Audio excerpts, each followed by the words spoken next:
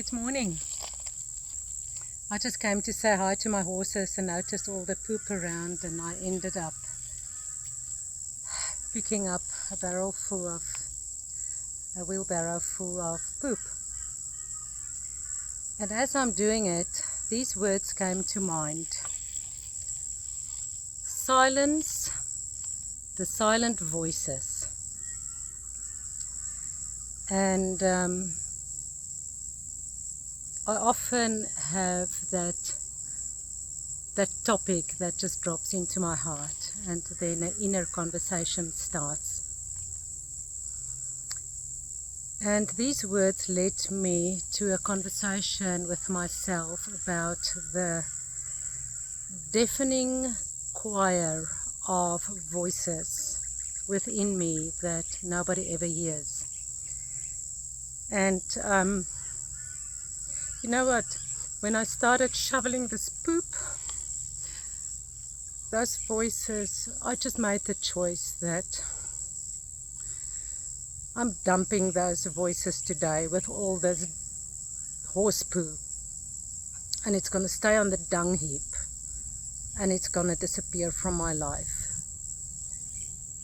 So the voice that came out this morning is that I don't deserve anything. And the reason this thought started is because I've got one sister and she's in Cape Town in South Africa.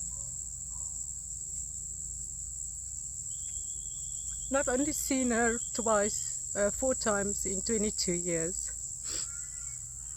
And she just sent me a message last night saying that she sent me a gift. And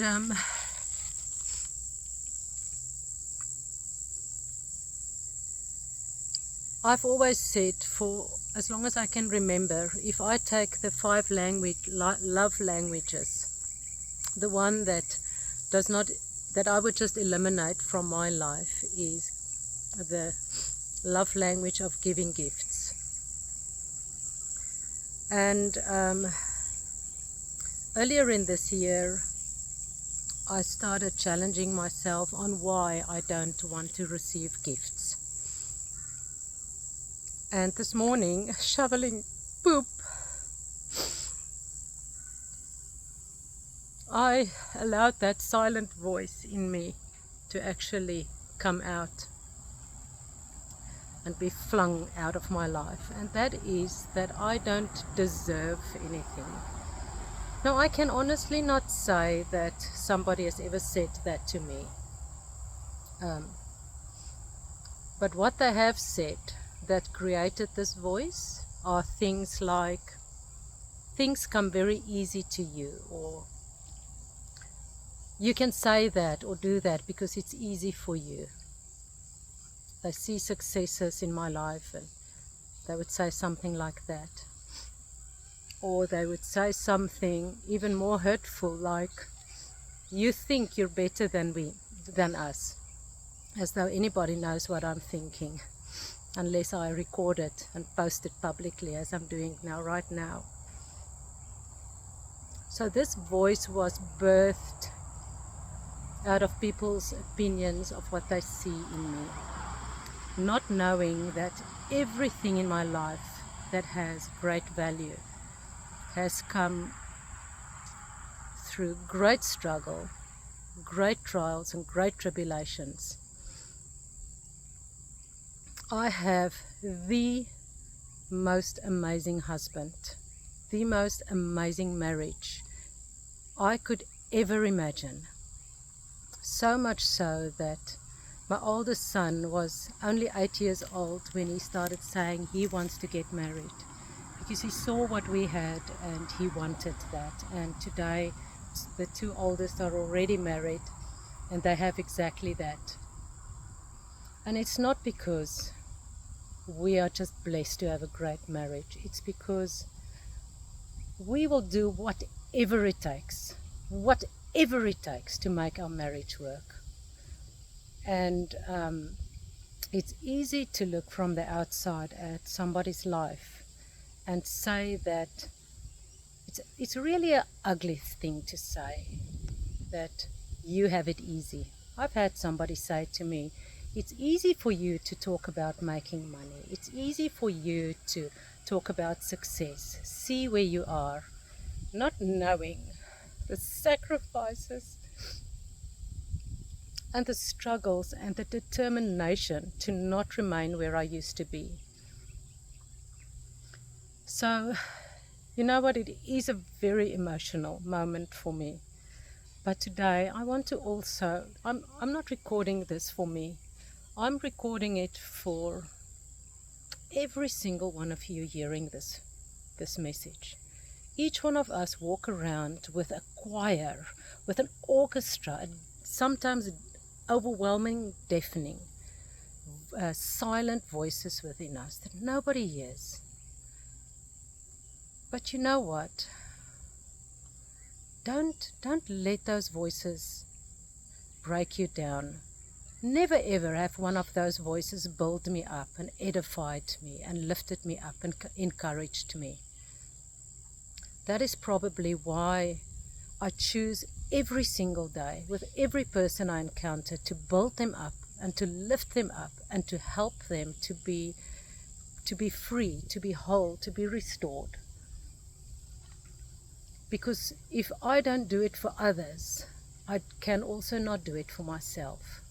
And I will not remain bowing down, and I will not remain an audience to this choir of negativity and limitations and,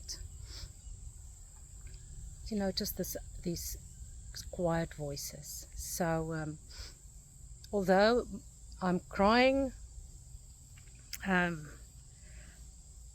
I feel incredibly loved and I feel incredibly freed.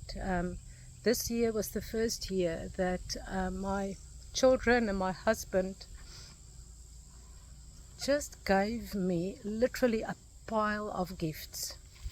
They usually don't, because they know I don't want gifts. I just want time with them. Quality time is my primary love language. And through the years I've learned that that's a scarcity in this world, quality time. And then my sister sent me a gift. And you know what? It's because I started silencing the silent voices that my heart actually became receptive for the first time probably in my life, for more than 50 years, to receive from others what I so love to give to them. And you know, I always say to my kids, a sower needs seed. They need to receive seed before they can sow it. You cannot give out of an empty hand. You cannot give out of poverty. Yet I've always been a giver, to a point where I gave what I couldn't afford to give, emotionally, spiritually, physically. And this year, starting to silence these voices in me has just changed the environment around me, has changed how people look at me, and they don't even realize it. But I have changed so much that I have just been showered with gifts, and with every gift I had to choose to allow myself to receive it. Anyway, this is a bit of an emotional, teary message, but please let this be a gift to you wherever you are. The gift of silencing the silent voices and becoming whole and receiving the gift of life, the gift of abundance, the gift of receiving. How can I love if I am not loved, if I have not received love? I think that's enough for today. Anyway, I need to finish shoveling poop before I go out. And just as I finish this message, a weight has just lifted off me, and I trust that it will for you. Even if you have to listen to this message 10 times over, choose not to remain under the choir of silence.